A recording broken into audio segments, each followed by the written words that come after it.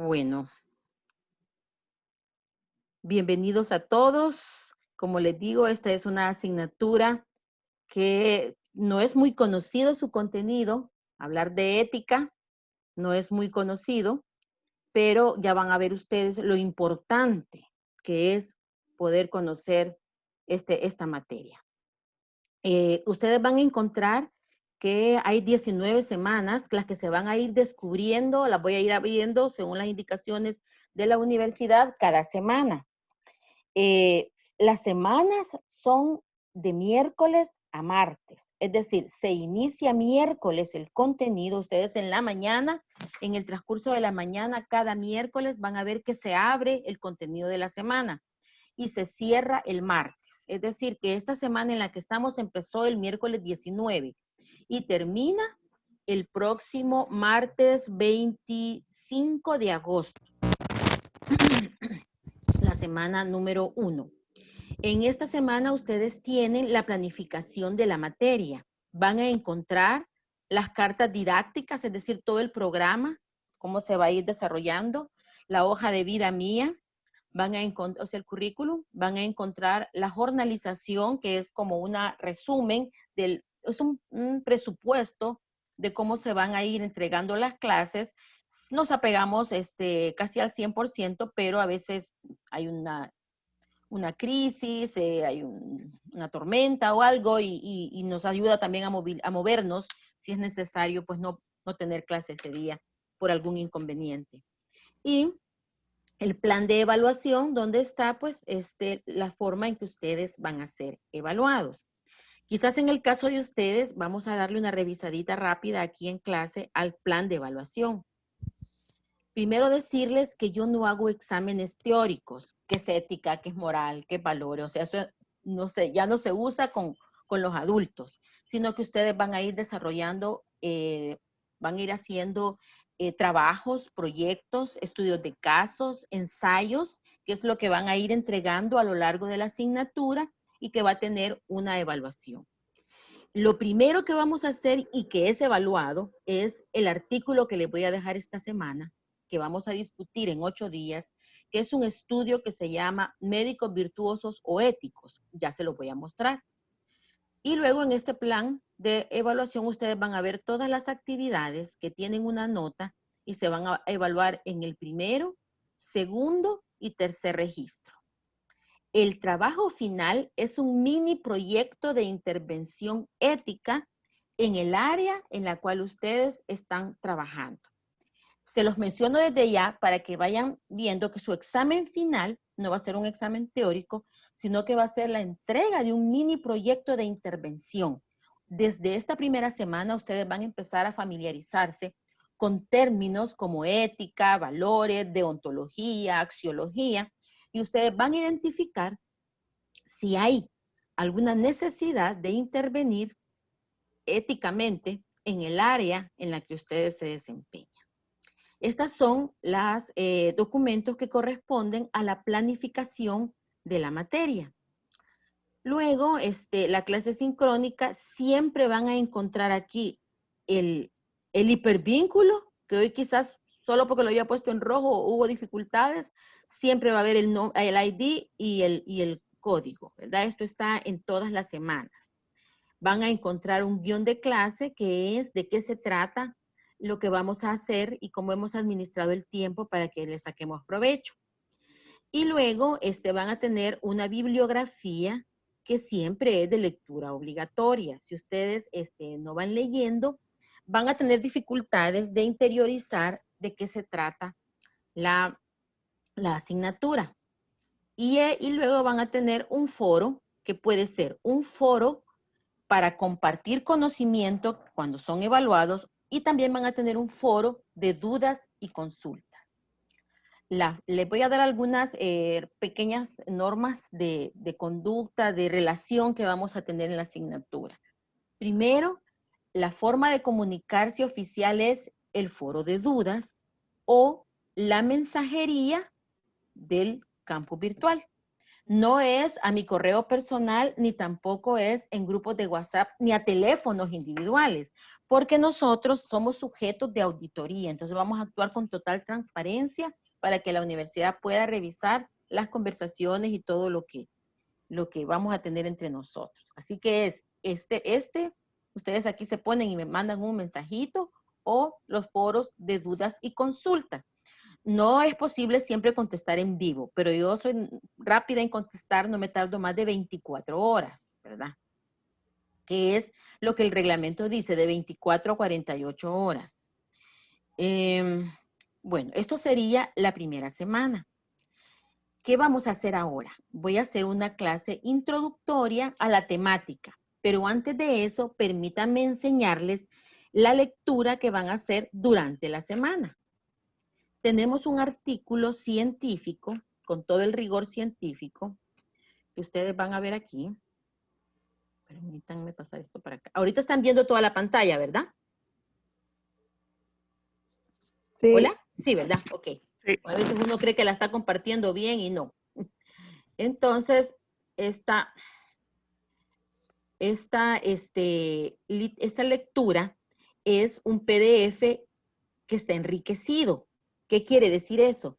Quiere decir que a lo largo del PDF yo he puesto algunas preguntas que ustedes van a contestar. Las van a ir identificando, las van a transcribir a un Word, un documento de Word, y las van a contestar haciendo una lectura y análisis de este artículo de investigación. Entonces ustedes a lo largo van a ir viendo que hay llamaditas como esta, que si ustedes se ponen sobre ella, van a ver que hay preguntas. Aquí me está tapando esto, lo voy a mover. Que hay algunas preguntas, que hay cosas que yo quiero que observen y que lo van a poder ver. Por ejemplo, voy a usar este mouse. Por ejemplo, si ustedes se ponen aquí, va a ir preguntando qué relación tiene el razonamiento moral y la práctica clínica con la calidad asistencial. Ustedes se ponen, a veces es la misma pregunta que hace la llamada porque está en el mismo lugar. ¿Cuál es el gold standard para medir razonamiento moral? Y ustedes van a ir viendo, creo que no son más de 6 preguntas. Explique por qué es necesario un razonamiento moral y sensibilidad ética para la práctica médica del siglo XXI, pero ustedes no lo van a sacar de cualquier parte, lo van a sacar de la lectura del artículo científico. El artículo se llama Evaluando la enseñanza de la bioética, formando médicos virtuosos o solamente médicos con habilidades éticas prácticas. Y ustedes van a ver que se trata de un estudio hecho en varias universidades españolas y ellos, las investigadoras tratan de identificar, o los investigadores tratan de identificar cómo se han ido incorporando a diferentes facultades de medicina de Europa en las últimas décadas la enseñanza de la bioética y de la ética. No estamos hablando de posgrado aquí, estamos hablando de todos los programas, de pregrado y de posgrado. Los va a introducir a la interesante propuesta del doctor Kolber sobre el razonamiento moral, cómo las personas tenemos diferentes etapas del desarrollo moral. Cómo es que a veces llegamos a la universidad y, digamos, los muchachos que se gradúan ahora de 17, 18 años, llegan en una etapa que cómo funcionan como adolescentes. Entonces, de ellos se espera algún comportamiento que todavía no es maduro para tener un razonamiento moral. Lo triste es cuando todavía, siendo personas mayores, con 10, 20 años de estar en las instituciones y todavía nos portamos como alguien que tiene una conducta que no ha podido desarrollarse para poder discernir cuál es el razonamiento moral y ético. Y entonces a veces las propuestas grupales nos dejan llevar y hacemos cosas que los adultos no deberíamos de hacer. O sea, es lindísimo el artículo, mide de manera científica qué es eso de tener un razonamiento moral. define, porque a veces uno dice, es que el médico es bien ético, porque es bien buenecito, dice buenos días, buenas noches, el doctor saluda, nos regala cafecito, pero realmente, aquí hasta hace risa, hay el buen doctor, el buen médico. Ustedes ya van a ver lo que dice, pero ¿qué es eso? ¿Realmente es ético? Realmente, aunque no sea muy mi simpatía, pero con sus formas en que practica tanto la medicina como la gestión, como cualquier intervención del trabajo, realmente responden a un razonamiento moral y ético. Eso es lo que hace este artículo y además lo mide científicamente. Ustedes van a ver cómo ha establecido gold standard y ha establecido medidas contra las cuales nosotros mismos creo va a ser interesante que nos midamos. Miren, vamos a empezar con este artículo científico para que vean que la ética, pues, no es una materia que tenga que ver nada con la religión, ni con la urbanidad y las buenas maneras, ¿verdad? Eso es otra cosa, sino que es la estructura de la cual un profesional está hecho, que es el carácter moral o la ética. Ok, esto es a grosso modo de lo que se va a tratar nuestra asignatura, un poquito de organización. ¿Tienen alguna pregunta o consulta hasta este momento? ¿Con confianza? Sí, doctora. ¿Dudas? ¿Me escucha, doctora? Sí, sí, escucho. Solo me dice el nombre para irme los aprendiendo. Soy Igmar. Usted Ok, mencionaba que al leer el artículo íbamos a responder las preguntas, sí, entonces después pasarlas a Word. sí, Supongo de que esa tarea se va a tener que enviar, ¿verdad? sí, se pone aquí en el foro, Ah, en el foro. Ah, ok. pero es para la semana 2.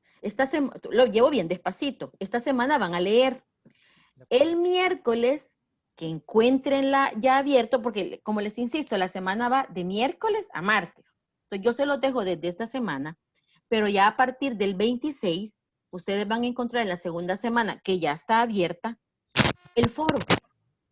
En este foro, ustedes van a entrar aquí y van a ver que se va añadiendo un nuevo tema. No sé cuántos de ustedes ya han estudiado algún grado virtual con alguna universidad de fuera o algo. ¿Quiénes tienen experiencia virtual? La mayoría, quizás. Giovanni. Sí, dígame, Giovanni. Levantó su mano, dice. Usted sí Sí, tiene, sí.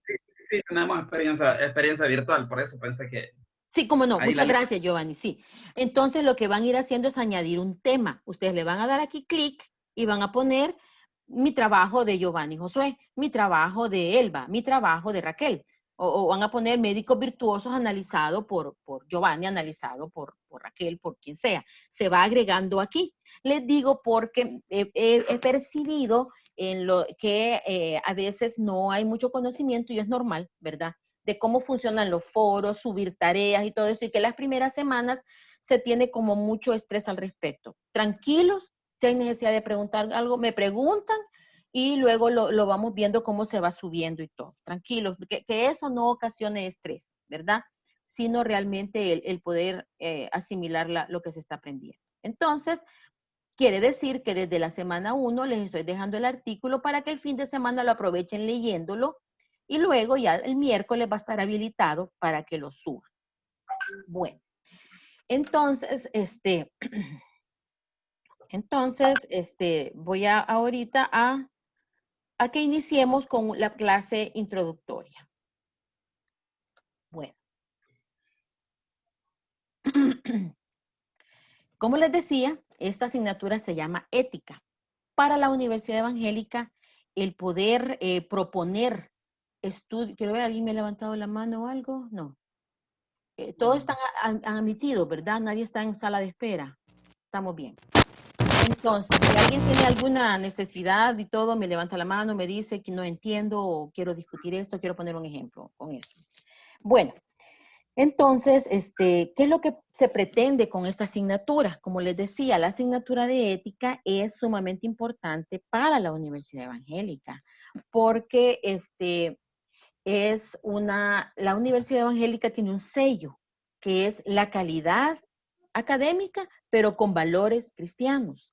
Entonces, para la universidad, el formar personas que puedan discernir en un acto es ético, es moral, o que su razonamiento moral sea maduro, como ustedes lo van a leer en ese estudio científico que es hecho en universidades europeas, ustedes van a ver la importancia de que una persona no solo tenga conocimiento teórico, cognitivo, sino que también tenga una estructura de valores que le permita ser un profesional que le brinda realmente valor a la sociedad. Entonces, entre los objetivos que se van a alcanzar durante la asignatura es que ustedes puedan valorar la importancia, ¿verdad?, que la disciplina tiene primero en la vida personal y luego en la vida laboral. Porque una vida laboral caótica casi siempre es precedida por una vida personal en problemas. Igualmente, el éxito profesional es precedido de una vida personal que está teniendo, si no un éxito pleno, pero sí orden, organización y paz. Y eso se puede ver en la vida de trabajo. Y vamos a poder identificar y describir cuáles son los sustentos filosóficos de la ética, o sea, porque uno adopta una escuela ética o adopta otra. O sea, no porque se lo han impuesto, no por adoctrinamiento, sino porque yo decido, sobre la base del conocimiento, adoptar una postura filosófica ética frente a la vida o adoptar otra. Identificar, y esto es bien importante una vez hayamos construido la historia de la ética, la filosofía, cómo nace la filosofía, las bases de la ética, de la moral, qué son los valores, construir un poquito los conceptos de axiología, de deontología profesional. Vamos a ver también el sistema ético cristiano en la unidad 3.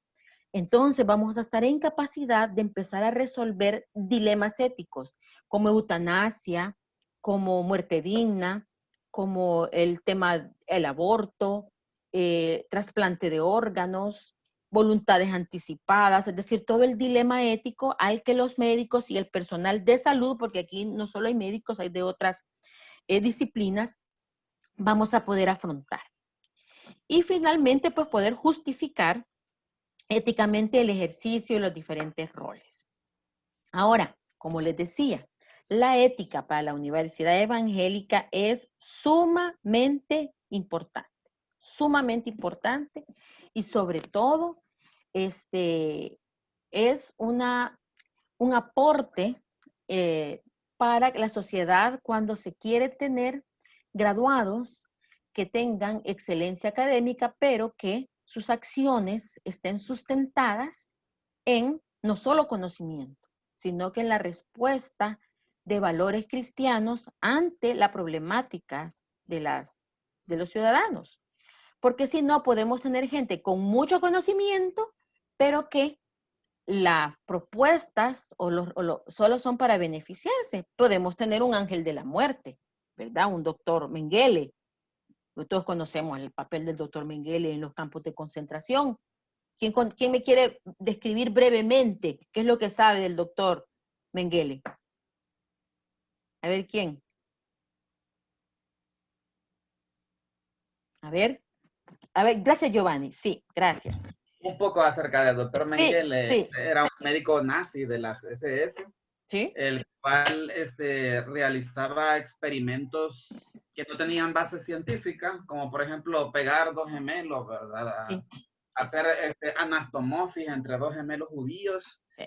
Y aplicar venenos, paciente abierto para ver qué es lo que sucedía en el organismo. Sí. Entonces, aplicar medicamentos. Entonces, realizaba experimentos que desde el punto de vista actual se consideran antiéticos porque van en detrimento a sabiendas de que puede suceder un efecto adverso en el paciente. Y esto lo realizaba también porque se lo realizaba nada más a los pacientes que eran judíos, no a los... Exacto, monstruosidades, como acaba de describir muy bien Giovanni, ¿verdad? Es más, después de los juicios de la Segunda Guerra Mundial, ¿cómo se llaman, Elba, los juicios después de la Segunda Guerra Mundial? ¿Quién sabe? Entonces, ¿sí, Giovanni? Estos fueron los juicios de Nuremberg. Exactamente, los juicios de Nuremberg. Entonces, ahí se definió que la experimentación con humanos en esos términos era un delito de lesa humanidad, ¿verdad? Y se empieza a reglamentar posteriormente a esto cómo iba a ser la experimentación en humanos. En algún momento de esta asignatura vamos a revisar las declaraciones de Ginebra, las declaraciones de la UNESCO, las declaraciones de Dijon, de diferentes momentos de la historia donde se va regulando cómo es la práctica científica basada en ética. Muchas gracias por los que están interviniendo. Entonces, de esto es de lo que vamos a hablar cuando hablemos de ética. Ahora, ¿cómo se origina la ética? ¿Desde cuándo se origina la ética? La ética está arraigada a la naturaleza misma del humano. Voy a aclarar una cosa. Cuando yo diga el hombre, me voy a referir al género humano. Vamos a hablar con español de la Real Academia de la Lengua. No voy a andar con niños, niñas, niñitos, o sea, no. Vamos a hablar español, castellano del Real Academia de la Lengua. Entonces, cuando yo diga el hombre, me refiero a andros, que es el género humano, ¿verdad? Aquí no hay ninguna chica inteligente se va a sentir invisible. Yo jamás, no sé qué es eso. Así que aclarando esto, el origen de la ética está arraigado al origen de la naturaleza humana, a que somos seres racionales. Y al vivir en comunidad, se crean en las relaciones humanas hechos que pueden ser aceptados como buenos o malos, como morales, que es otra palabra que vamos a ir identificando. ¿Qué quiero decir con esto? Que la ética nace, en un primer sentido, ligada a la filosofía, ¿verdad? La filosofía tiene dos ramas, del occidente y del oriente. Cuando decimos occidente, nos estamos refiriendo a los griegos. Cuando decimos oriente, nosotros en Latinoamérica no tenemos mayor influencia de indios, chinos, entonces no lo vamos a estudiar, porque realmente no se estudia en el mundo occidental, sino que vamos a hablar de la filosofía griega.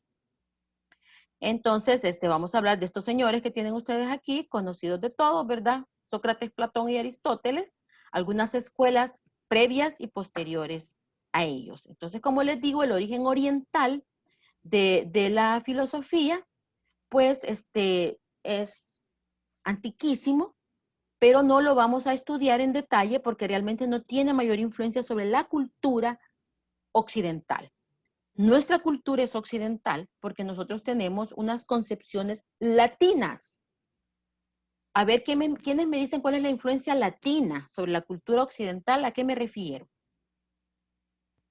A ver, cuando uno dice no es que le gusta la cumbia, cuando uno dice influencia latina en la cultura occidental, ¿a qué me refiero? A ver, chicos.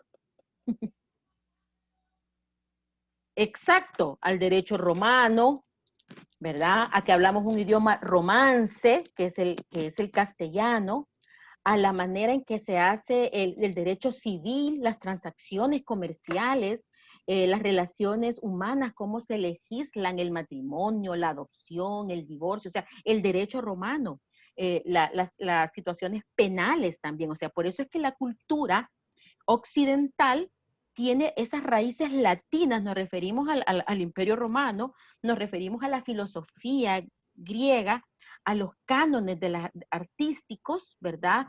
Qué altura tiene que tener una casa, qué ancho, que todo eso viene de la cultura griega y de la cultura latina, o sea, del Imperio Romano. Por eso nosotros, los latinoamericanos, o sea, también aquí alguien me está levantando la manita.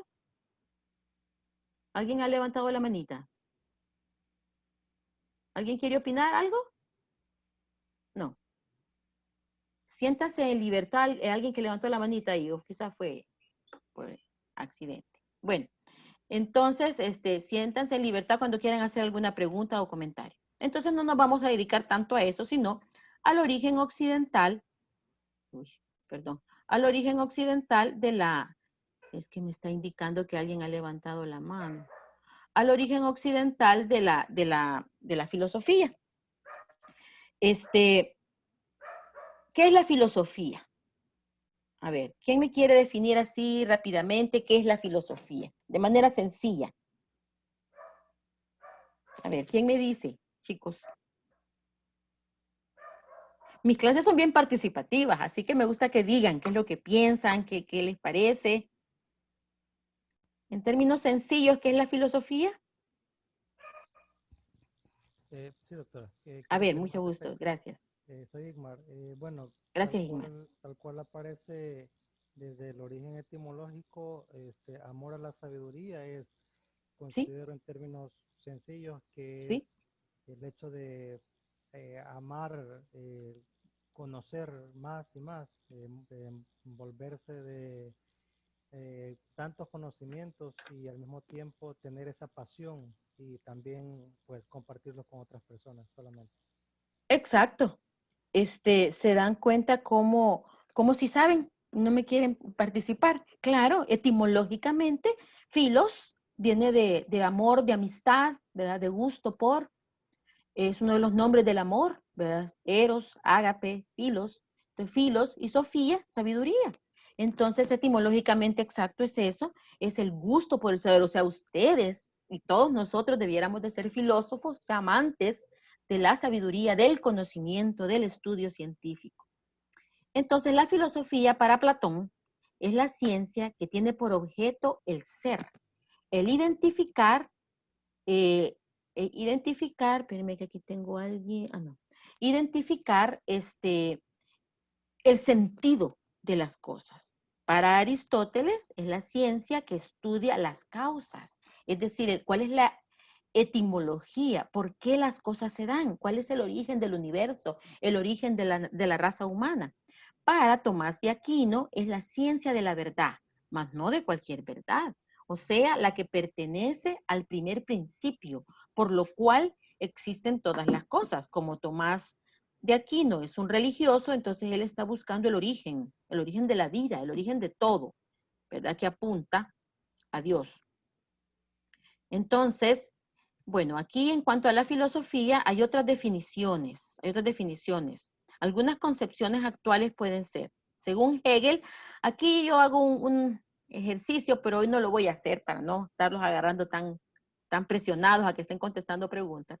Así que solo vamos a leer esto. Según Hegel, es el sondeo de lo racional, es la aprehensión de lo presente y de lo real. Imagínense qué chistoso lo que va a decir, y no la indagación de un más allá que nadie sabe dónde está. O sea, él lo que quiere decir es pragmática la filosofía. No es andar pensando en cosas surrealistas, sino que realmente en el aquí y el ahora, dice Hegel. O sea, la filosofía es algo práctico. Para Hessen, es una autorreflexión del espíritu sobre su conducta valorativa teórica y práctica, y a la vez es la aspiración al conocimiento, a conexiones de lo racional del universo. Y para Heidegger es el extraordinario preguntar por qué es lo extraordinario. Es decir, es una búsqueda de preguntas, de propósito, de por qué. Eso es la filosofía, que es la mamá de la ética. Entonces, históricamente, pues, ustedes saben, los filósofos son los griegos. Me voy a ir saltando cositas. Ustedes tienen esta presentación ahí en PDF si la tienen que volver a leer. Entonces, en este ámbito de la búsqueda, de la explicación del porqué, de la etiología de las cosas, del por qué se dan, en este ámbito empiezan a aparecer las primeras escuelas que después se van a entender como escuelas éticas. Y la primera que podemos ver en la historia como constituida como una escuela ética es la de los sofistas. Aleida tiene problemas, quizás de conexión, se sale la pobre. Bueno, entonces, ¿quién sabe quiénes son los sofistas? ¿Alguien ha leído algo de los sofistas o me quiere contar qué son los sofistas? ¿Alguien que conozca un poquito de los sofistas? Bueno, los sofistas son, incluso ahora la palabra se ocupa ya en el siglo XXI como un poquito de burla. En este siglo se ocupa así ya la degeneración de la palabra. Ustedes saben que el idioma es dinámico y a veces el significado original de las palabras se va perdiendo. Entonces se le dice sofista a una persona que pasa en las nubes. Es más, hay una obra de teatro que se llama Las nubes, escrita por Aristófanes para burlarse de los sofistas. Una obra de teatro clásica, súper chistosa, que se ríe de los sofistas porque vivían pensando en la inmortalidad del cangrejo, como decimos ahora, y incluso se utiliza como ay, esa doctora es sofista, ¿verdad? Vine a hablar cosas que paja. Entonces, pero ellos, ¿quiénes eran? Eran las personas que empezaban a darle clase a los hijos de los aristócratas. Entonces, en un principio se suponía que el conocimiento no debía venderse, sino que tenía que regalarse y quedarse a los demás. Pero los sofistas fueron los primeros docentes universitarios de maestría de salud pública, fueron los primeros docentes contratados para dar clase. Y los que podían pagar, pues claro, eran los aristócratas y entonces daban clase. Por ejemplo, ustedes saben que grandes emperadores tuvieron también grandes filósofos como maestros, ¿verdad? Ustedes saben quién fue el maestro de Alejandro Magno, por ejemplo. Fue Aristóteles, ¿verdad? Y muchos emperadores tienen maestros grandes, aunque a ellos a veces, como le dijo Aristóteles a Alejandro Magno, has conquistado todo el mundo, Alejandro, pero no te has conquistado tú mismo, ¿verdad? Que es de lo que se trata.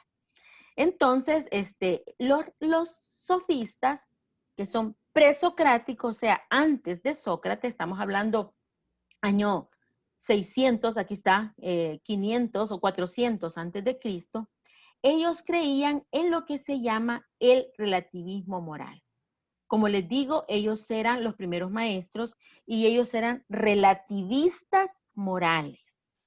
¿Qué es esto del relativismo moral? Y ahí les voy a pedir que por favor busquen en Google para que puedan ustedes participar. ¿Qué es eso del relativismo moral? Les voy a dar unos minutos, un minuto, para que busquen en Google, ahí en su teléfono o en su computadora, ¿qué es esto del relativismo moral? Y me cuenta alguien lo que ha hallado, por favor.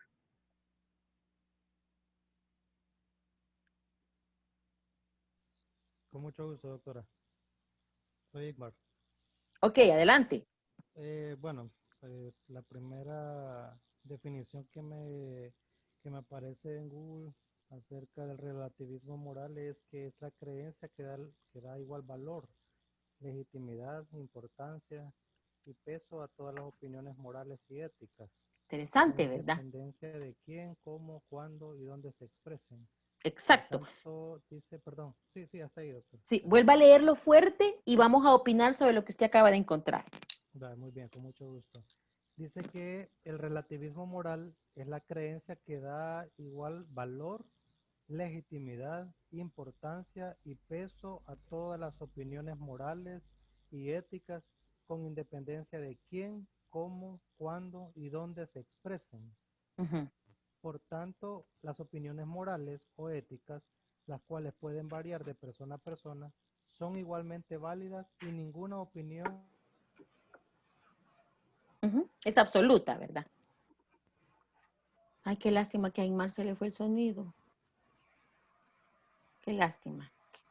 Se le fue el sonido, Inmar, pero creo que logramos captar, ¿verdad? Gracias. Ok. A ver, ¿quién quiere comentar qué significa esto que encontró Inmar del relativismo moral? ¿Qué significa? Yo veo que Guerrero levantó la mano. Pero tiene poco volumen. Yo le puedo subir aquí, pero no sé los demás.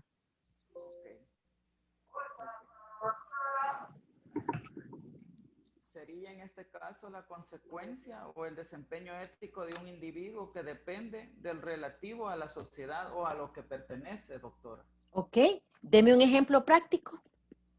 Un ejemplo práctico, pudiésemos poner a qué es lo que dependemos nosotros.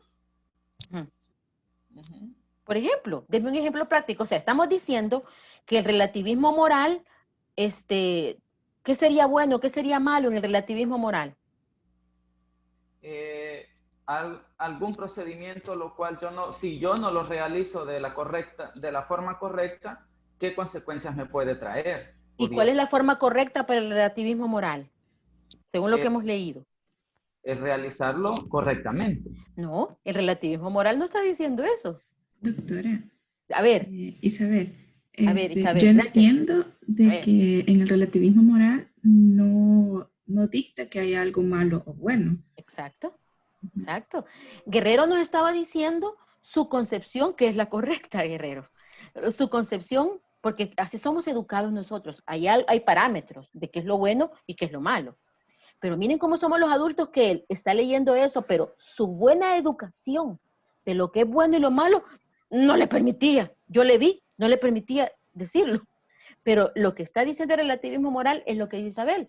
O sea, los sofistas profesaban que nada es absolutamente bueno o malo, sino que depende las conveniencias morales. Por ejemplo, supónganse que nosotros somos pertenecientes a una mafia. Somos de una mafia de Sicilia. Entonces ustedes saben que ellos tienen un código, ¿verdad? Tienen un código de comportamiento, ¿sí?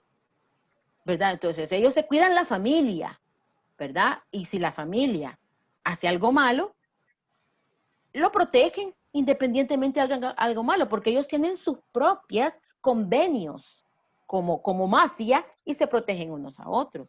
Eso es relativismo moral. Lo que decía Guerrero es lo correcto, que yo hago lo bueno a pesar de las consecuencias. Eso no es relativismo moral, eso es una moral bien constituida. Pero lo que nos explica Isabel, eso es. O sea, que yo llego a pactos o conveniencias y entonces yo digo, bueno, aquí se permite mentir siempre y cuando los que mentamos somos nosotros, la Mara de la doctora Albayero, que es la clase de ética. ¿Ok? Giovanni, adelante. También vería como un ejemplo actual, ¿verdad? Sin agredir a nadie acá, ¿verdad? Pero un término que hace poco salió en los medios de comunicación acerca de un escándalo que se dio, ¿verdad? Entonces sacaron un término que se llamaba infidelidad responsable. ¡Ah, buen ejemplo! Entonces, eso, ¿verdad? Es como desde el punto de vista de un enfoque particular de alguien. Puede ser algo que sea correcto, pero puede ser hasta maquillado inclusive. Entonces excelente. Eso es ser relativo. Excelente ejemplo. ¿Se dan cuenta el camino que estoy llevando para construir el concepto de ética y moral? Primero vamos de una escuela, que es relativismo moral. Dijimos 400 a 500 antes de Cristo. Pero Giovanni nos acaba de dar un ejemplo fue en Semana Santa del año pasado, creo. Oh, no, esa vez al mismo personaje lo encontraron alcoholizado. Creo que fue en la madrugada. Pero es un personaje reconocido en nuestra sociedad que debiera estar dando un buen ejemplo y está dándonos el ejemplo del relativismo moral en esta clase. Entonces, es exactamente eso. Miren qué interesante. Entonces, gracias por sus ejemplos. Ahora, conmigo les voy a decir una cosa. Entre las reglas de puntualidad, porque la hora inglesa, porque la hora salvadoreña la vamos a aborrecer en esta clase de ética, no existe la hora salvadoreña, ni los 15 minutos, ni todas esas cosas, vamos a hacer como británicos, como que los británicos nos hubieran conquistado. Vamos a entrar a las 8:40, ok.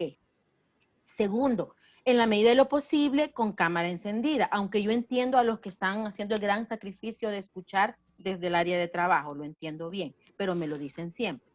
Y otra cosa es libertad de expresión. Ustedes van a poder hablar y nadie los va a juzgar, porque aquí no estamos adoctrinando a nadie, sino que es educación de adultos y vamos a compartir y vamos, eso sí, con afecto, con fraternidad y con cortesía vamos a poder discutir. Ya van a ver ustedes puntos de vista opuestos y aquí vamos a seguir siendo amigos porque no estamos adoctrinando a nadie, sino que proponiendo lo que la ética ofrece para que tengamos posturas éticas, pero inteligentes, o sea, coqueadas. Así que bueno, entonces estos señores, los sofistas, afirman que la relatividad no afectaba los valores morales en sí mismos, sino únicamente a la conciencia humana de estos valores. El ejemplo que acaba de poner Giovanni, de la fidelidad. O sea, la fidelidad sigue allí, pero viene esta persona y en su conciencia humana le cambia el significado. Y entonces estos relativistas dicen, es la expresión histórica la que ha cambiado. Es que mire, la gente era fiel allá en 1800, cuando mi abuelita. Pero ahora lo que tenemos es una infidelidad responsable. O sea, eso lo hace el relativista moral para adecuar sus conductas, a veces cuestionables, a una expresión histórica. Pero los valores, lo vamos a ir aprendiendo y desde ya, los valores son absolutos. Los valores son absolutos. Y lo que cambia es la expresión que nosotros, como cultura, a veces le damos. Entonces, como les repito, si alguien quiere opinar o dar un ejemplo, chévere, me dice.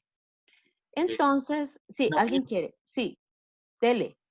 entonces, podríamos Pedro. decir, no sé, se me ocurre un pensamiento, ¿Sí? de que podríamos decir que el relativismo moral es como una adaptabilidad que nosotros podríamos optar en base a la cultura como tal. Por ejemplo, para mí algo es moral o ético acá en América Latina, la cual no la puedo ir a estandarizar a otro tipo de cultura, digamos como la cultura occidental, en el sentido de que, por ejemplo, que se me viene a la mente lo que vemos a veces en las películas que dicen, no, tenés que erutar para decir de que la Gracias, comida en es Medio bien. Oriente, sí.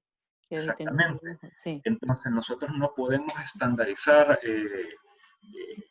una moral o una ética basada prácticamente en nuestra cultura. ¿Se podría decir algo así? El relativismo moral sostiene lo que usted acaba de decir. Eso es lo que sostiene. Y no es nuevo, es tan viejo como el cuarto o quinto año antes de Cristo.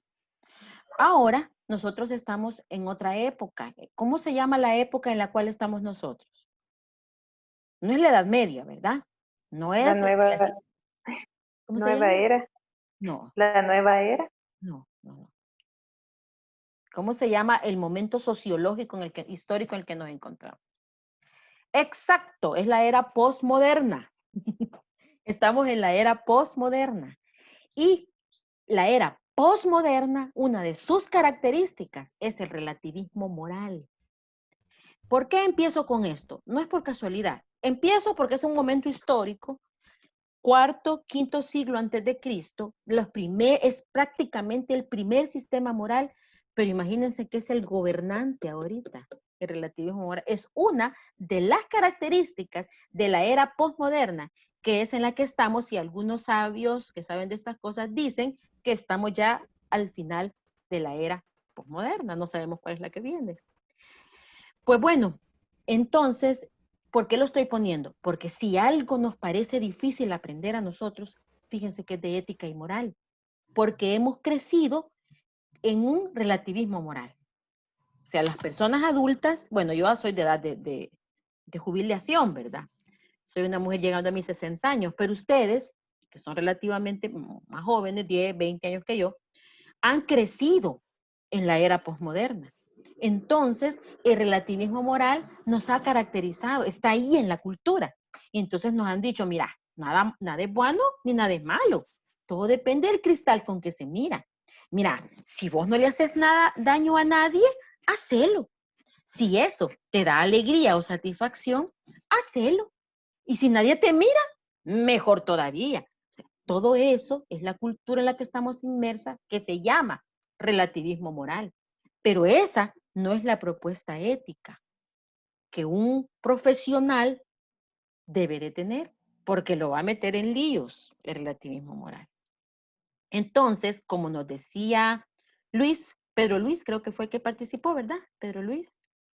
Es exactamente lo que él decía. Es que miren, lo que pasa es esto. Los valores se van construyendo en la sociedad, ¿verdad? Tienen grandes antecedentes. Por ejemplo, la cultura occidental también tiene una influencia ética de la moral judeocristiana.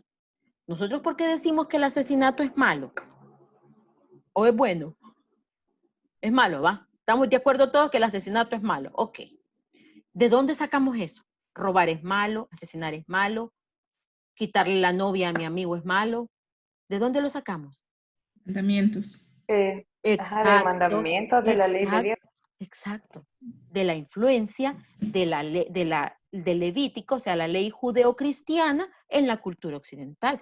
¿Y será que es malo, que no es malo matar en la India? ¿Cómo no? Aunque sea otra cultura, también allá se juzga duramente el asesinato. El robo a veces lo juzgan más duro que el occidente. ¿Vea? En los musulmanes en algunas áreas hasta le cortan la mano al ladrón. Entonces, fíjense que hay como una convención o acuerdo en la raza humana de las cosas que son buenas y son malas. Pero en el camino van teniendo a veces otra penetración histórica. Esto lo vamos a entender mejor cuando veamos lo que se llama axiología, que es la ciencia que estudia los valores. Ok, entonces hasta este momento lo que les he hablado es un poquito del relativismo moral de la primera escuela ética que fue los sofistas. Ahora, los sofistas les convenía tener relativismo moral porque ellos fueron los primeros profesores a sueldo. Entonces, imagínense trabajar para los hijos de los emperadores. Entonces, ellos querían conservar su trabajo, por eso es que eran tan mal vistos entre los filósofos, porque llegaban y le decían una cosa al hijo de un emperador, al hijo del senador, al hijo de toda la estructura aristócrata de Grecia y Roma, y cobraban. Entonces, por eso es que a ellos les convenía este sistema de pensamiento. Miren lo que dice esta diapositiva. En ética se denomina relativismo a aquella, no sé si alguien me lo quiere leer mejor, para no leer solo yo. A ver, una voz masculina que me lea esta diapositiva. A ver, ¿quién me la lee? Sí, de acuerdo, Inmar, gracias. También aprovechando para ver si ¿Sí? se escucha bien ahora. Sí, se oye mejor, sí. Dice, en ética se denomina relativismo a aquella manera de pensar y actuar que consiste en decir que lo que está bien y lo que está mal depende de las circunstancias históricas, culturales e incluso geográficas o de la individual manera de considerar el bien y el mal. Uh-huh. ¿Continúo?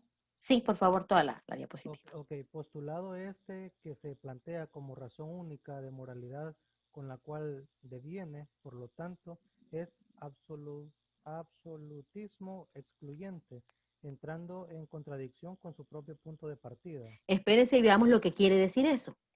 Dice, es un postulado, bueno, está diciendo en el primer párrafo que se llama así a aquello que depende el momento, lo que ustedes concluían. Muy inteligentemente ustedes lo concluyeron, entonces esto depende, me dijeron ustedes, de la cultura, del grupo, de las circunstancias. Está bien, eso se considera bien o mal. Muy bien. Yo buscaba una diapositiva, pero quizás la tengo en otra clase, donde hay una mujer completamente tapada, con una burka, solo se le ven los ojos. Y en otra está una chica en bikini y tiene lentes oscuros. Entonces una dice, qué barbaridad, completamente tapada, solo se le ven los ojos, cultura de hombres. Y la otra dice, qué barbaridad, solo tiene destapados los ojos, cultura de hombres. Eso explica este tema del relativismo moral, hasta el primer párrafo. Pero miren el segundo, dice, postulado este que se plantea como razón única de moralidad, con lo cual deviene por lo en absolutismo excluyente, o sea, de tan relativo que quiere ser, que nada es bueno y malo en sí mismo. Entonces termina siendo excluyente, entrando en contradicción con su propio punto de partida. ¿Sí se explica lo que quiere decir? O sea, como todo es tan bueno y como entonces, ustedes saben que hay un fuerte interés en algunos grupos porque aún la pederastía se asuma como una preferencia sexual. Uh-huh. Ese es un ejemplo cabal de lo que está diciendo este postulado. O sea, es tan a lo que me llegue a mí que se convierte en una exclusión de sí mismo. O sea, no hay bondad ni hay maldad, todo está bien. ¿Se imagina? Entonces ya es como el Olimpo, pues, ¿verdad? Porque los dioses griegos, ya le doy la mano ahí a Giovanni, solo termino con esta idea, los dioses griegos no eran inmorales, eran amorales, podían hacer lo que se le ocurría. Levantó la mano, creo que Giovanni y también Fernando, con todo gusto, opinen. No sé si es así como lo estoy entendiendo, pero es como sí. que la moral se adapta a mí, a mi vida y a mi universo, no yo me adapto a... Exacto, lástima que le falló ahí la red, pero es exactamente eso. O sea, como que no hubieran normas externas que me dijeran, Exacto. ¿Y Fernando qué quería decir? Precisamente quizás justo lo que dijo el doctor López, al tratar de amoldar el código ético a mí y no yo al código ético, es cuando genera el pequeño caos que logramos ver día a día nosotros en la sociedad, ¿no? Exacto. Me da risa porque yo me recuerdo quizá un ejemplo un poco ni tan parecido, pero algo. Mi papá era bien aficionado a Ronaldo, al Conejo, al delantero de Brasil. Entonces hubo una época que jugó en el Barcelona y otra que jugó en el Real Madrid. Y en ambas mi papá era aficionado fue aficionado a los dos. Le digo, usted nunca pierde, le digo, yo voy ganando. Entonces, es eso, o sea, mis valores se van a moldar a lo que me conviene en el momento, ¿no? Y eso es lo que genera el caos que estamos viendo normalmente. Excelente. Ana Meléndez también levantó su mano. ¿Quién la andaba buscando en la foto? Ajá. Adelante.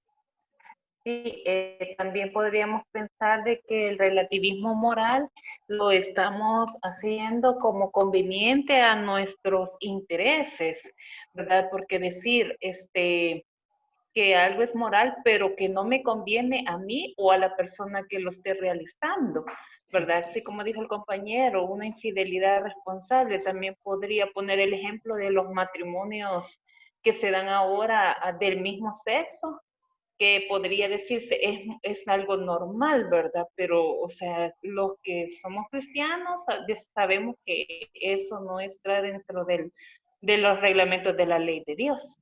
O sea que el relativismo moral lo que tiene es, y alguien de ustedes lo dijo perfectamente, no hay una norma externa, sino que todo está dentro del grupo y según las conveniencias del grupo. ¿Quién más levantó la mano? Por ahí vi más manos levantadas. Sí, está bien, Isabel. Y creo que hay otra persona inmediatamente después de ella. Entonces, lo que yo entiendo también es que con el relativismo adaptamos la moral a nuestro grupo, a nuestro comportamiento, a nuestras costumbres, a mi norma con la que yo me dirijo siempre y a la forma como yo juzgo. Ese es el relativismo moral. Bien, bien exactamente dicho. ¿Quién más levantó la mano después de Isabel y entre Isabel y Ana? Doctora, sí. Me llama mucho la atención, soy Elba. Me llama mucho la atención que es característico del posmodernismo. Sí. Aquel concepto de libertad personal que expresa que yo puedo hacer con mi vida lo que me venga en gana con tal de no hacerle mal a nadie. ¿Sí? Y quieras o no, un ejemplo tal vez claro en la actualidad es el tema del aborto.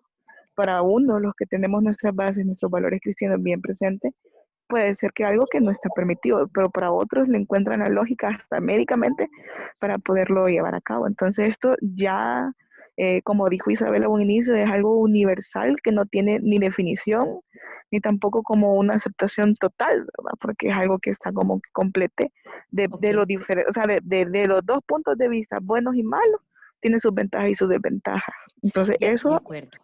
De acuerdo, Elba. ¿Te quería decir algo más, Elba?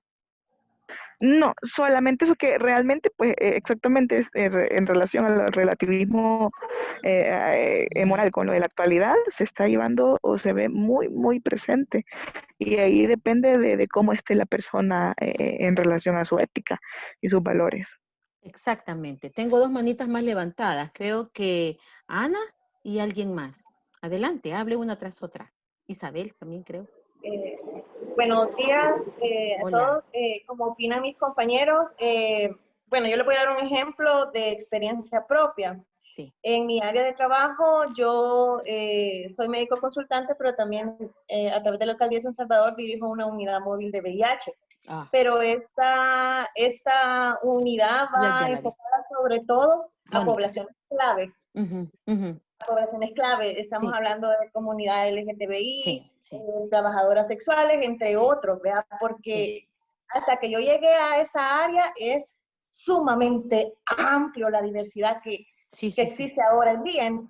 Entonces, cuando hablamos de relativismo, yo en lo personal fui educada en otro tipo de ambiente, con otros tipos de pautas de comportamiento. Entonces, cuando yo llegué al lugar, una de mis colegas me decía, vea lo normal, doctora, vea lo normal. Y realmente dentro de la comunidad hay prácticas y hay cosas que no son normales, pero tenemos que adaptarnos es parte de mi trabajo, es lo que hablábamos de la conveniencia, claro, claro. Es parte de mi trabajo adaptarme y ver ciertas pautas de comportamiento y ciertas formas de vivir la vida de esta población que tienen que ser normales, ¿verdad? Entonces, a la hora que ellos nos expresan o nos dicen, usted tiene que tomarlo con toda la normalidad del mundo. Entonces, es donde yo creo que se aplica en lo que estamos viviendo del posmodernismo, que para ellos todo es normal y para ellos tienen la razón.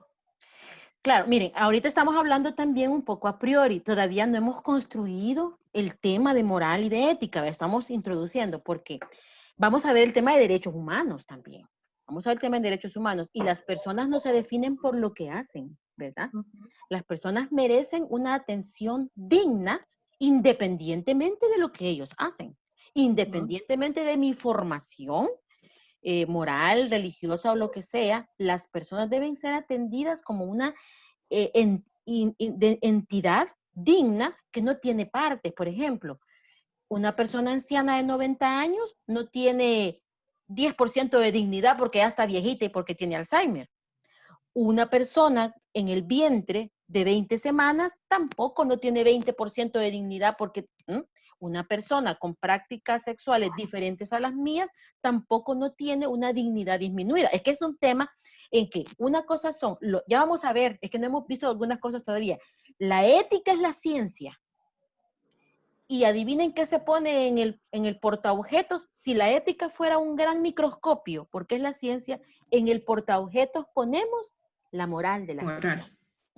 Muy bien, pero todavía no hemos llegado ahí, pero me encantan los ejemplos, pero todavía nos falta construir. Aquí no estamos diciendo nosotros que la ética es un mazo que anda dándole a la gente y diciéndole, no es eso, sino que es una ciencia que nos permite evaluar la moralidad de los hechos, de los actos de las personas. Pero si algo nos hace humanos, es la ética. Si algo nos hace mejores relaciones, mejor convivencia, es la ética, ¿verdad? Porque también, no estoy diciendo la religión, estoy diciendo la ética, la moral y la constitución de valores, ¿verdad? ¿Alguien más levantó la manita por ahí? Para poder seguir avanzando. Bueno, entonces sigamos avanzando. Miren que usted es el grupo que más ha participado en este momento de la clase. Mónica levantó la mano, ¿de acuerdo, Mónica? ¿O ya la bajó? No la levantó. Soy Igmar, doctora. Ah, Igmar, ok, de acuerdo. No, ya. Los dos han levantado la mano. Bueno. No, ya estuvo, doctora, gracias. Ah, gracias, Mónica. Igmar, ¿qué quería decir? Gracias. Con respecto al relativismo moral, entonces se podría decir de que encaja esa palabra tan famosa que circula en redes sociales o en los medios de comunicación que se llama doble moral. Aquella persona tiene doble moral porque hizo tal cosa, pero en realidad debería hacer esta otra cosa. Buena pregunta. Fíjese que no. Fíjese que no, porque el relativismo moral, él sabe, es relativista. O sea, miren, aquí nos vamos a poner de acuerdo para robar. Como nos pusimos de acuerdo, entonces no hay problema. ¿Verdad? Que no robe aquel, pero robo yo. Ese es el relativista. El relativista que como a mí me conviene, estoy siendo exagerada, ¿verdad? Pero como hemos pactado aquí, como les digo, soy de la mafia siciliana, aquí hemos acordado. Son los que se salgan de la familia los que no pueden hacerlo. Ese es el relativismo. Lo que usted me dijo con la frase, el doble moral es el que sabe que está mal y lo está haciendo. Doble moral sería, si yo les doy clase de ética y ustedes mañana me ven, una cosa que a mí me enoja, echarme la doble línea amarilla en el tráfico. Entonces, bueno, y esta señora, ¿cómo es que da ética allá? Y aquí está haciendo una cosa incorrecta. Si ustedes me ven que estoy en un almacén y me meto a la bolsa un producto que me guste, eso es doble moral, porque yo sé que está mal. En cambio, el otro es un relativista, ¿verdad? Es una postura. A veces muy intelectualizada, a veces aprendida por costumbre. Entonces, yo inicio con esto porque a veces cuando damos ética, sobre todo en la universidad, que es evangélica, creen que les vamos a estar dando solo Biblia, aunque yo soy una amante y lectora de la Biblia, pero no es Biblia, sino que es una ciencia. Y es una ciencia porque René Descartes dijo todos los componentes que una ciencia debía de tener, una disciplina de estudio, un objeto de estudio, un método basado en la observación, en volver a poner en las mismas circunstancias y repetir los mismos resultados. O sea, es una ciencia social, no es matemáticas, no es física, pero es una ciencia. Entonces, en el siglo XX, con todas sus ideologías políticas que van varios cortes totalitarios, ¿verdad? El nazismo, el comunismo y los cultos a la personalidad, entonces todo esto como que favorece para que se dé el relativismo moral. No se me vaya a caer, Ana, que va caminando ahí con la y oyendo la clase. No vaya a pasar un carro ahí con, yo entiendo si apagan la cámara. No, doctora, estoy en el patio de mi casa. Ah, vaya, yo iba cruzando la calle. Gracias. Ok, entonces, en general, podemos afirmar que el relativismo ha permeado a todos los ámbitos de la vida social y moral de la civilización. La economía, ¿verdad? La ciencia, la política, la biotecnología, la medicina, la educación, la cultura, todo. Entonces, por esta razón de que vivimos en esta era posmoderna y que estamos inmersos en el relativismo moral, yo empiezo con esto porque necesitamos entonces realmente volver a una estructura ética y moral para poder ser personas y profesionales de bien. Entonces, fíjense, aquí en esta diapositiva ustedes van a ver todo lo que es para los relativistas morales y ustedes digan que están leyendo lo moderno. Cuando esta clase la he dado presencial, les pido que saquen el teléfono y que busquen unos que es relativismo moral en la era posmoderna y otros en los sofistas, y cuando hablan, ustedes prácticamente están hablando de lo mismo, y estamos hablando del siglo 500 antes de Cristo y del siglo 21, y es el mismo comportamiento. Lo que quiere decir que no es cierto que los tiempos pasados fueron mejores, sino que depende el sistema moral que se abraza. Miren qué interesante. Y como me enseñó una profesora de estética hace años en el colegio, imagínense, no habían ni nacido los papás de ustedes, que toda la historia son constantes como las de un péndulo. Voy de una situación muy centrada en el humanismo a una situación a veces muy centrada en la normativa religiosa. Y voy así, pa. Por eso es que la persona humana debe de saber claramente cuál es el sistema moral que va a adoptar para su vida.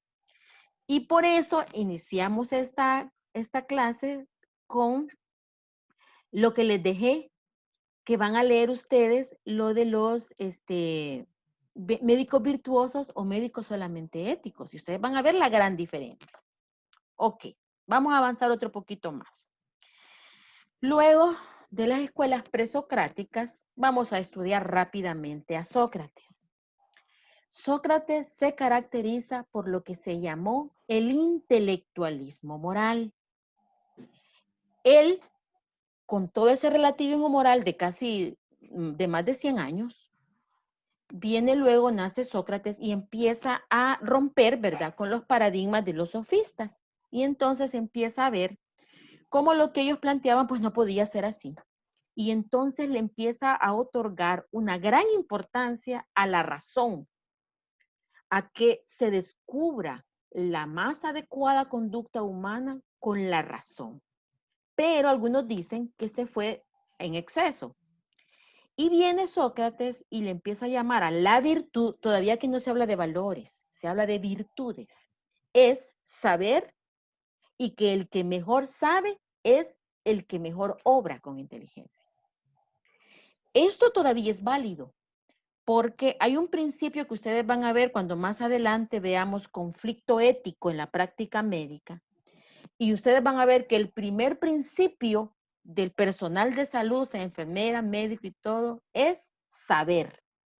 Porque el que sabe, obra con inteligencia en beneficio del paciente. Fíjense que eso es un poco socrático, ese principio. Porque claro, si usted no es ginecólogo y le llega una hemorragia, un parto transverso, una transversa abandonada, y usted no es ginecólogo, no le va a poder hacer una cesárea, no va a poder actuar, porque usted no conoce, no tiene la experiencia ni el conocimiento. ¿Qué es lo que le va a platicar si se pone a hacer cosas con ese paciente? Una demanda, lo más sencillo que le pueda platicar. Entonces, para Sócrates, y esto es aplicado a la práctica de la medicina, imagínense, la virtud es saber, o sea, la persona que más sabe es la que se puede comportar más virtuosamente, según este inicio de la ética con Sócrates. Por tanto, a veces se puede enseñar una virtud demasiado intelectualista. Y a veces podemos decir, pero sabe. Pues sí, pero actúa mal. ¿Sabe? Bueno, ¿qué es lo que pasa con los religiosos como el ejemplo que nos puso Giovanni? Quizás sabe, puede ser que se sepa de memoria la Biblia, ¿verdad? Que es lo que enseñan los clérigos. Ese señor de la infidelidad responsable. Pero de nada le sirve porque no le baja al actuar. ¿Me explico? Entonces, es cierto que Sócrates decía, saber es bueno y es bueno, pero quizás se quedaba corto. Sin embargo, Sócrates, la primera propuesta que hace de ética es, la persona virtuosa es la que sabe. Y como les digo, sí se puede decir que es válido todavía, porque el primer principio ético del médico es saber su oficio, es conocer. Y también de un docente, por ejemplo, no podría venir a darles clase de algo que ayer la bajé del rincón del vago la clase y se la vengo a dar. O sea, sería antiético. Entonces, por eso es que ellos decían, conócete a ti mismo, ¿saben la famosa frase, verdad? Conócete a ti mismo. Entonces, eso resulta ser una máxima, una obligación moral que todavía tiene validez, o díganme si no. No tiene que conocerse uno primero tanto la introspección espiritual, intelectual, como saber sus números, saber su glicemia, su colesterol, sus triglicéridos. O sea, uno tiene que conocerse primero a uno mismo. Entonces, luego vienen otras escuelas y le empiezan a dar más forma a los principios de Sócrates y vienen sus alumnos, ¿verdad? Que son Platón y luego Aristóteles. Platón se fue a lo que se llama el mundo de las ideas, ¿verdad? Y entonces ya él empezó, la filosofía griega es bien abstracta, muy diferente, por ejemplo, a la filosofía judía, que es práctica. Ellos son abstractos, ¿verdad? Entonces la filosofía quizás por eso no nos gusta a la gente que somos, bueno, yo soy emergencióloga, no soy cirujana, pero dicen que los emergenciólogos tenemos alma de cirujanos, entonces eso de andar hablando tanta filosofía realmente no nos gusta, sino que nos gusta lo pragmático, ¿verdad? Entonces esta gente es así. Y estas son las antiguas escuelas griegas que nos hablaban de esto. Y empiezan después, y aquí vamos a empezar a ver, y esto le va a gustar, yo sé que les va a gustar, porque es bien bonito, porque vemos que nosotros, aún en el siglo XXI, adoptamos comportamientos que no nos imaginamos que son griegos. Por ejemplo, los cínicos. Miren, los cínicos, aquí se ocupa la palabra cínico, ¿verdad? Se dice que es cínico fulano, que es cínica la doctora, me puso mala nota, que es cínico el director de la unidad. Aquí hay varios directores. Que es cínico, lo ocupamos como un insulto. Cínico es una palabra que quiere decir perro, fíjense, literalmente hablando. En la escuela estuvo al servicio de una vida ascética. Le pongo 10 al que me diga qué quiere decir ascético. ¿Quién me lo busca en Google ahí rapidito? ¿Qué quiere decir ascético? No lo voy a poner 10, mentira. Pero sí, por favor, me lo busca. ¿Qué quiere decir ascético? A ver, ¿quién me lo busca y me cuenta qué es ascético?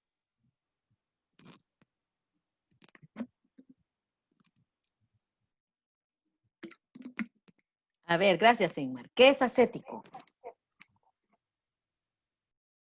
Dice solamente que viene de la palabra vinagre o que produce vinagre. Nada más es el único que puede. Lo puso con AS porque si no sería acético del ácido acético y es acético con AS. Ah, perdón. Aceta puede poner también. Sí, claro, acético, el vinagre es ácido acético. Muy bien. A ver, Pedro Luis está levantando la mano. Dígame, por favor. Yo encontré ascetismo. Exacto, dígame qué es.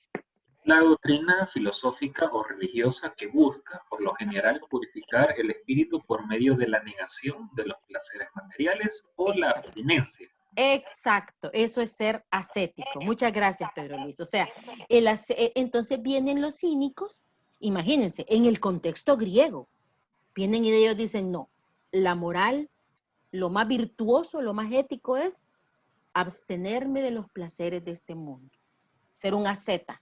O sea, los monjes que se van así a un monasterio, apartarse del mundo andar ruido, que no beben, no comen, hacen ayunos, duermen en una cama de piedra, o como yo estudié en Israel, emergencias médicas, y entonces allá nos íbamos a pasear a Jerusalén los sábados, y a mí me llamaban la atención unos monjes etíopes que se ponen a lo largo, así de toda la vía dolorosa, que tienen voto de silencio.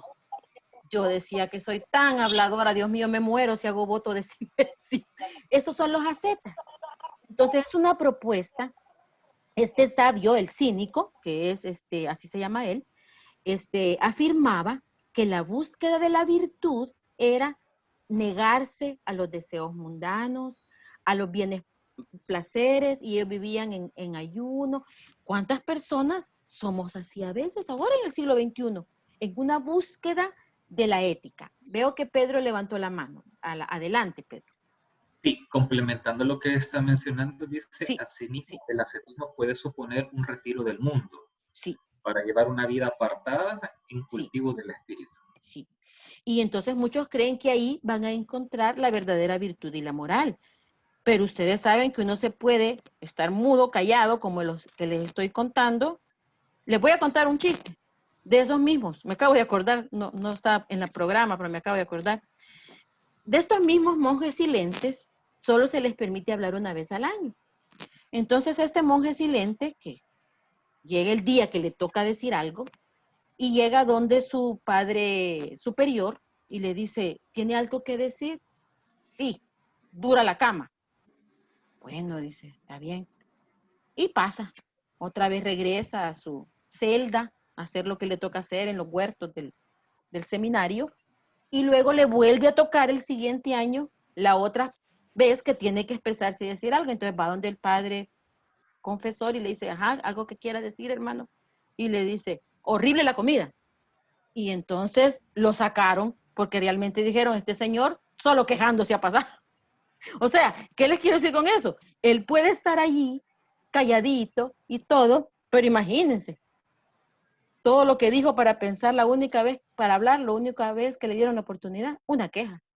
O sea, uno puede vivir ascéticamente o ascetamente, pero no necesariamente alcanzar la virtud, ¿verdad? Entonces, es una propuesta, miren este cuadrito que dice que la autarquía, autos es mío, yo, arquía es poder, o sea, el autocontrol, ¿verdad? La autarquía afirma que la auténtica virtud es vivir conforme a la naturaleza. Es decir, fíjense que los hippies son un poquito cínicos, porque también son hedonistas, pero acuérdense que no se bañaban, vivían con la naturaleza, como la hierba también va con la naturaleza, la consumían, ¿se acuerdan? Entonces, y hay gente que es así, hay muchos grupos religiosos que son así. Los Amish, por ejemplo, hoy son bien comunes los Amish, antes no se conocían, pero hoy salen en la tele, que no usan electricidad ni tecnología, porque esa es su manera de buscar la virtud. Entonces viene desde la época de cínico, perdón, viene desde la época de los cínicos, imagínense 445 a 365 años antes de Cristo, y ya estaban estas posturas. Bueno, entonces una vuelta a la naturaleza, juzgan todo orgullo como un vicio, ¿verdad? La apariencia, la limpieza. Aquí no se gasta en desodorante, ni en perfume, ni en nada. Y un cínico famoso es Diógenes de Sinope. ¿Qué le dijo a Alejandro Magno? Porque Alejandro Magno tuvo los mejores profesores, como ustedes saben, ¿verdad? Aristóteles, y tuvo también a Diógenes. Cuando venía de conquistar el mundo, ¿saben ustedes famosa historia que le dijo a Diógenes? Pídeme algo, ¿verdad? Y se te concede, el gran Alejandro Magno. Y ustedes saben lo que le dijo, ¿verdad? Apártate porque me tapas el sol. Vea, son gente que está completa con tener esa ahí donde está acostadito el gran filósofo Diógenes de Sinope. Entonces, esa es una postura. Todos estamos viendo las escuelas, después de Sócrates, las escuelas éticas. Y vamos a terminar con esta. Vamos a terminar. Y también le doy 2 puntos al que me diga, no solo ando regalando puntos yo, 2 puntos al que me diga de quién es esa pintura. ¿Y cómo se llama? A ver, chicos. ¿Cómo se llama esa pintura? Ahí oí que alguien levantó la mano. Pedro Luis, sí, a ver. Se llama Los Adoradores de Baco. Y es de... Exacto, de Velázquez. Entonces, ¿pero por qué la he puesto? Porque está representando otra escuela que se fue al otro extremo. Si estamos diciendo que los cínicos son ascetas, se alejan de los placeres del mundo, ¿qué creen que hacen los cirenaicos? A ver, por lógica. ¿Sí, Mónica? ¿O quién quiere contestar? Relacionado a todos los placeres. Exacto, exacto, son hedonistas. Por eso puse a los adoradores de Baco ahí, de ellos es la frase famosa, bebamos y comamos que mañana moriremos. Esta escuela ve la felicidad o el bien mayor, eso es la virtud. Miren, esta es una búsqueda del propósito y el sentido de la raza humana. ¿Y para qué estamos aquí? Pues, bueno, para ser virtuosos. Ok, entonces, ¿cuál es la propuesta de los cínicos? Lo virtuoso es abstenerse de lo mundano.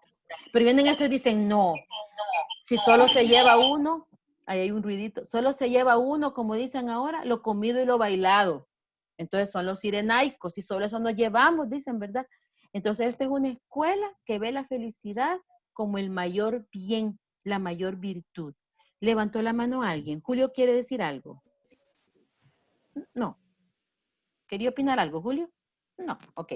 Entonces, son hedonistas, ¿verdad? Es la concepción ética que considera que la consecución del placer determina el valor moral de la acción. O sea, si te gusta, hazlo. Esto puede explicar mucho del comportamiento actual de las personas. Bueno, pero si a mí me gusta y yo no le hago mal a nadie, esto es cirenaico, es hedonista. De esta manera, el hedonismo identifica el bien con el placer. Si me hace bien, lo hago. Esa es la medida de lo bueno, que pasa a ser considerado, en fin último, como la acción humana. Fíjense que la gente que habla así ni sabe qué es cirenaico. Y ustedes ya van a ver estas cosas de otro modo. Cuando hoy en Navidad les digan, mira, así solo lo comido y lo lleva, ¿y cómo es? Y lo bailado me voy a llevar. Ustedes van a decir, ajá, esto es de la escuela cirenaica. Esta señorita del hospital es de la enfermera, es de la escuela cirenaica. Entonces, de esta manera, ¿verdad? No es admisible el sufrimiento. ¿Cómo vas a creer que yo me voy a abstener de comer algo? ¿Cómo vas a creer que yo me voy a echar esa clase otra vez el otro sábado? No, porque me voy a abstener del sufrimiento. Entonces, rechazan los preceptos de la religión, impone a las personas. ¿Cómo vas a creer si esta vida es corta? ¿Verdad? Entonces, y con esto termino aquí, ¿a qué nos lleva Sócrates y las escuelas postsocráticas? Nos llevan a una dialéctica, ¿verdad? ¿Se acuerdan que les dije que era como un péndulo? Para un lado, eso quiere decir dialéctica, a una dialéctica. Concibe la verdad como fuera de la persona. La verdad es el bien más allá de lo inmediatamente presente. Entonces dicen ellos, bueno, si no está en mí, porque yo vengo y hago uso de todos los placeres. ¿Y qué pasa si comemos de todo y hacemos de todo? Lo mínimo que nos va a dar es una diabetes, lo mínimo, con todas sus consecuencias. Entonces, no está allí. Y si me abstengo de todo y no hago nada, pues tampoco es nada. Entonces, esta dialéctica llevó a la escuela prosocrática a decir, entonces la verdad está fuera del hombre. Cuando digo hombre, digo género humano, ¿verdad? Está fuera del género humano.